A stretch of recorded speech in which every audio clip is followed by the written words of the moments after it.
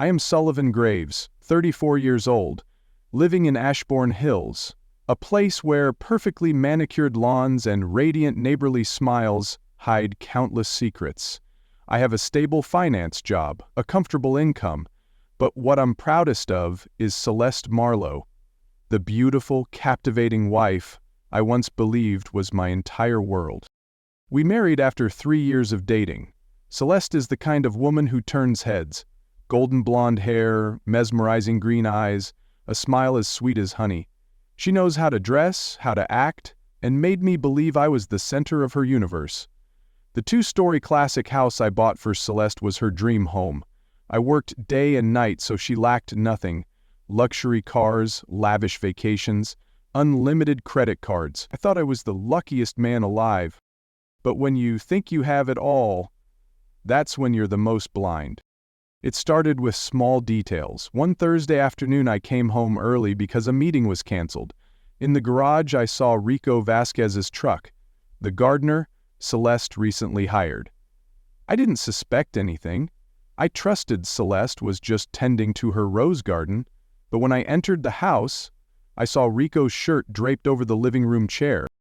I called out, "Celeste? Rico?" No one answered. The house was eerily silent. Upstairs, I heard Celeste's giggles from the bedroom. My hand touched the doorknob, but I stopped. Deep down, I knew what was happening, but I wasn't ready to face it. I quietly left, pretending I'd never been there. In the days that followed, I paid closer attention. Rico came by more often than necessary. His clothes, not just jackets, but underwear, appeared in the house. Celeste always had an excuse. He changes for gardening to stay clean. I forced a smile, wanting to believe her, but my heart told me otherwise.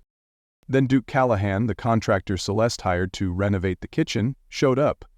One morning, I pretended to leave for a business trip but returned, catching Duke stepping out of our bedroom.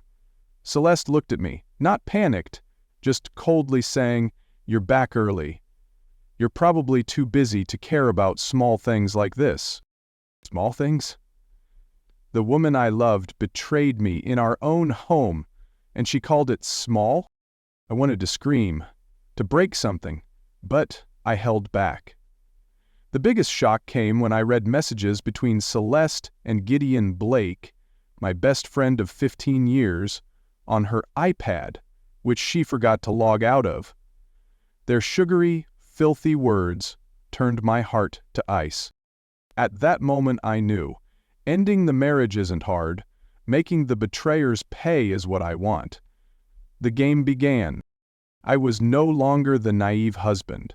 I understood that to take down Celeste, I needed evidence. Irrefutable proof before the law and public opinion. I started with Rico. I told Celeste I was going on a business trip for a few days. She didn't suspect a thing, sending me off with a cold kiss. But instead of the airport, I went to a security equipment store, installing hidden cameras throughout the house. Living room, hallway, bedroom. I felt no guilt. Betrayers don't deserve respect. The next day, Rico arrived. From a car parked 2 blocks away, I watched via my phone. At 9:15 Rico pretended to trim the rose bushes. 10 minutes later, Celeste appeared in a sheer nightgown, pulling him inside. The bedroom camera captured everything. Not jealousy, but disgust made me cold. I saved every video, collected bank statements of Celeste's rewards to Rico from my secondary card, and installed spyware on her phone to retrieve messages. In 2 weeks, I had enough evidence on Rico, videos, statements, texts. Next was Duke. I anonymously sent him a video of his affair with a note. "Nice job, Duke. Hope your wife doesn't see this." Duke panicked and left town. That night Celeste smashed her phone, cursing Duke. I watched the cameras, feeling a hint of satisfaction. But I wasn't done. Gideon was the final target, the most painful betrayer. Gideon wasn't like Rico or Duke. He knew me, my habits, my thoughts. I had to be careful. I played the friend, inviting him for beers like old times, making him think I was still clueless. But every glance, every word, I read him. One night, after his third beer, Gideon slipped. Women like Celeste. Keeping her isn't easy. I clenched my fist under the table but smiled. I trust my wife. A perfect lie. I contacted Caleb, an old private investigator, to tail Celeste and Gideon. A week later, I received a thick file. Photos of Celeste and Gideon hand in hand entering a hotel. Videos of them kissing in a car. Receipts for romantic dinners on days Celeste lied about going to the spa. Each page was a stab, but I didn't hurt. I was satisfied. Now I had everything. Videos of Rico, a silenced deal with Duke, a file on Gideon. I was ready to end it. I wanted Celeste to pay not just before me, but before the world she'd built. I sent 3 invitations.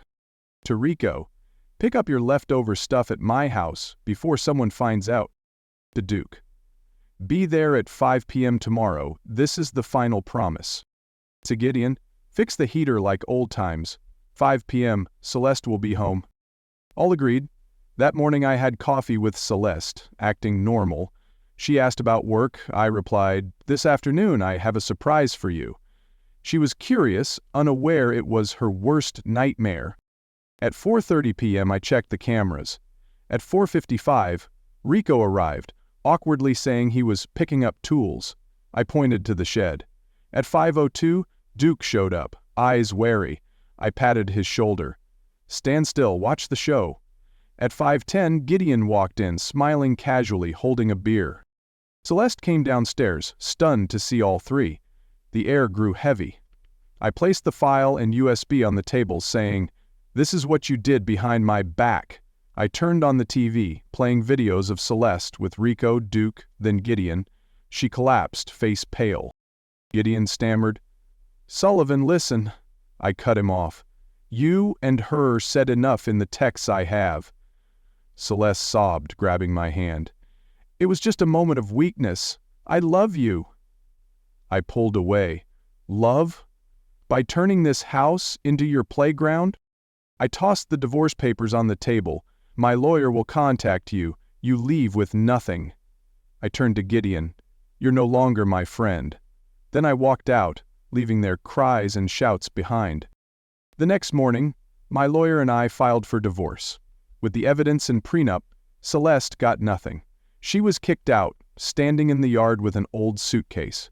Rumors spread through Ashbourne Hills, making her a laughingstock. Gideon lost his job. Rico and Duke left town. Celeste fell into depression. I heard she was admitted to a psychiatric hospital, often panicking, saying my name in fear. I wasn't happy or sad, just relieved to be free. I sold the house, moved to a small downtown apartment. I adopted Chance, a golden retriever, and started living for myself. I traveled to Italy, learned photography, enjoyed quiet mornings with hot coffee. Celeste became just a name from the past. One day I met Monica, Celeste's friend. She said Celeste was no longer herself, living in long-term care. I closed my eyes, feeling a twinge of regret, not for her, but for the person who destroyed herself. In Florence, I wrote in my journal, "Don't trust perfect facades. Respect yourself before loving. Forgiveness isn't weakness, but some don't deserve it." One afternoon in Barcelona, I threw my wedding ring into the Arno River. It was done. I was no longer bound by the past. Back in the U.S., I worked as a freelance financial consultant and joined a support group for betrayed men. I shared my story, not to complain, but to inspire. Loss doesn't kill you. How you rise defines you. One day, walking Chance, I met a woman reading in the park. She smiled as Chance played "Cute Dog." I replied, "He's Chance," because we both got a second shot. She nodded, "Hope you cherish it." I smiled. "I'm doing that every day." I don't know what the future holds, but I'm not afraid. Celeste taught me a costly lesson. Love requires loyalty and respect. I haven't closed my heart, but this time I'll love smarter. As the sun sets, I walk on with Chance, leaving the past behind. An ending isn't a full stop, it's a door to the life I deserve.